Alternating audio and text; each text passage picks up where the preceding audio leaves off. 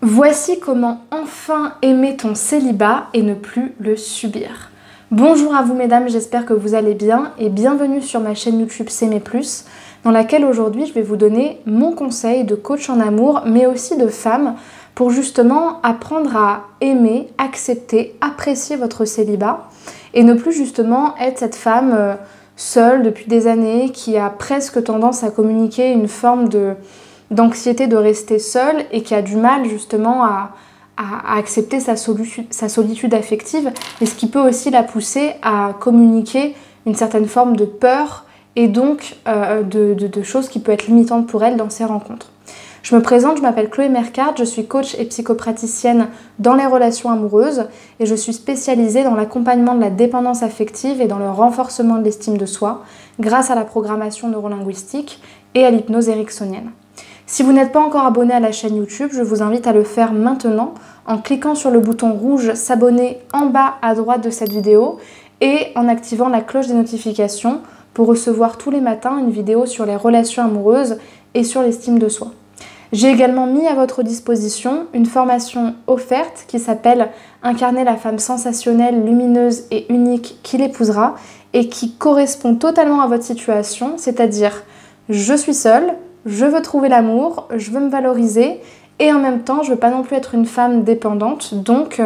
quitte à travailler sur moi durant mon célibat, autant que ça me serve à vraiment redéfinir mon image de moi-même et montrer autre chose qu'une femme seule qui a du mal justement à s'accepter.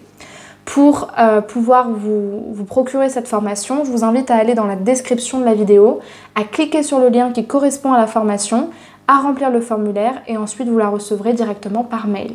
Pour répondre à cette question, je vais vous partager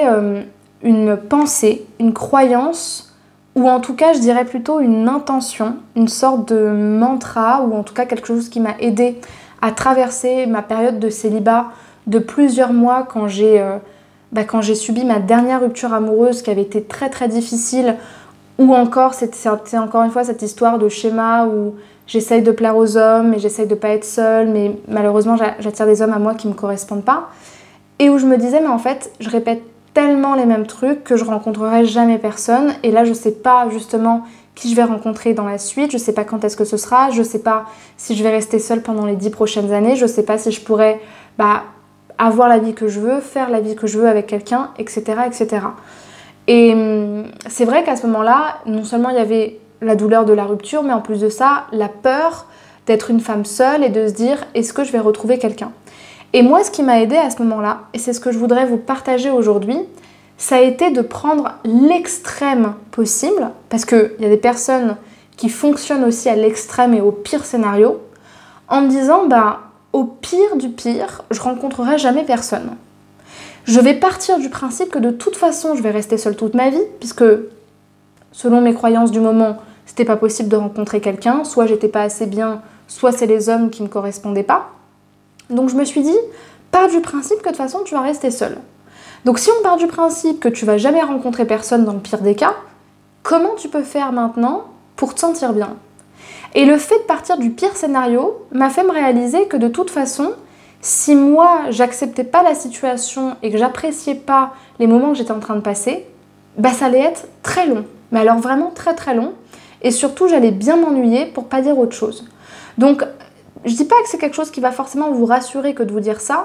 mais l'idée c'est justement d'aller chercher le pire scénario pour vous dire de toute façon, comme mon cerveau me joue des tours et me fait résister à cette situation en m'imaginant que je vais jamais rencontrer personne, parce que avoir peur c'est toujours faire quelque chose plutôt que d'accepter ce qui se passe réellement, autant y aller. Autant aller dans le pire scénario et se dire ok, de toute façon je vais rester seule, donc qu'est-ce que je vais faire ? Je vais penser à moi, je vais me former, je vais reprendre mes études. Je vais voyager, je vais changer d'appart, je vais peut-être déménager, je vais peut-être adopter un chat, je vais peut-être faire des activités. De toute façon, je vais être seule. Donc autant apprendre à danser le burlesque, autant,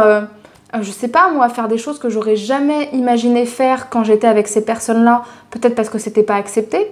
Autant tester toutes les choses que j'ai à tester pour moi, puisque l'enjeu d'être avec quelqu'un pour réussir sa vie et se sentir accompli,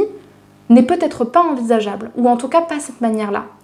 Et je trouve que ça peut être un bon conseil justement de le prendre, en tout cas sur un court terme, dans une période de, mettons, ouais, peut-être quelques mois pour se dire, bah ok, si jamais je rencontrais personne, qu'est-ce que je ferais aujourd'hui pour moi?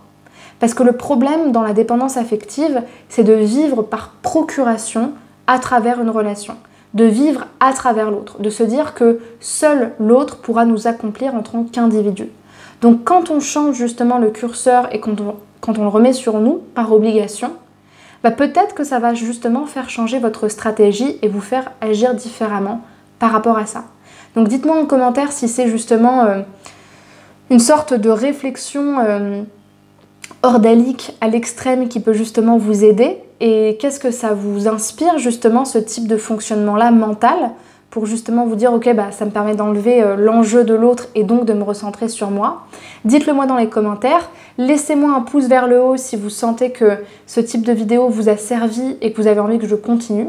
Et puis pour les personnes qui auraient besoin d'être accompagnées pour affronter justement cette solitude affective et savoir comment apprécier leur célibat et s'en servir pour leurs futures rencontres, eh bien vous avez encore la possibilité de réserver un entretien de 15 minutes avec moi pour m'exposer votre problématique, votre objectif, votre besoin d'accompagnement et pour que je puisse ensuite répondre à vos questions et surtout vous proposer une solution d'accompagnement appropriée selon vos besoins. Pour ce faire, vous allez cliquer dans la description de la vidéo sur le lien qui correspond à l'appel de 15 minutes, remplir le questionnaire et choisir le créneau pour que je puisse vous rappeler. Et puis de l'autre côté, moi je vous invite à me suivre sur Instagram et sur Spotify pour le podcast S'aimer plus, où vous aurez du contenu quotidien en plus et de l'inspiration quotidienne pour faire le lien entre le travail sur l'amour de soi et l'amour de manière générale, la qualité de ses relations amoureuses. Je vous remercie pour votre attention et je vous souhaite une très bonne journée. À demain 8h pour une prochaine vidéo.